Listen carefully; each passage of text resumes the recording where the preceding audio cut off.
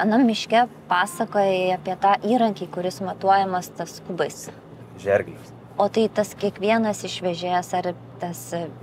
Ne, jie nematuoja pačių medžių stiebų, jie matuoja sortimentus. Ilgi. Kaip pavyzdys yra medis, nukirto medį ir medis yra pjaunamas pagal sortimentus. Tai jeigu gaunasi ten kaip pavyzdys rastas, o rastas yra pjaunamas priklausomai nuo koks tai yra. Ar eglė, ar pušis, ar beržas, ar ąžuolas, ar drebulė. Drebulės, pavyzdžiui, rastai yra pjaunami 5 metrų ilgio. Tai jeigu jis yra nuo kelmo nupjautas medis, nuo kelmo, jeigu už 5 metrų jis yra 20 cm tiesus, tai yra atpjaunamas rastas. Atpjovęs tą rastą, jisai sumatuoja su roletė, pamatuoja plongalį ir žino, koks tai yra tūris medienos. Aš kirtėjas, nuvažiuoju į mišką, išsipjaunu skirtingą sortimentą.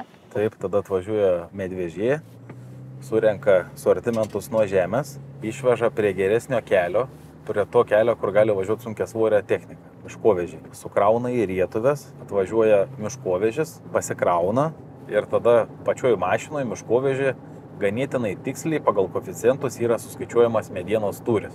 Koks jisai iš tikro yra. Tai ir yra tiksliausias matavimas miškovežėje pačiam. Miškovežiai su visais leistinais tonažais, kuriuos galim išsipirkti 48 tonų bendram kroviniui vežti. Miškovežis apytiksliai gali vežti eglės rastų apie 30 kubų. Dar ir priklauso nuo kirtimo meto, kada yra vežama mediena. Pavyzdžiui, beržo rastų žiemos metu gali vežti daugiau negu kad pavasario kirtimo. Visas medis pavasarį, vasaros metu jis yra sunkesnis, nes jame yra daugiau drėgmės.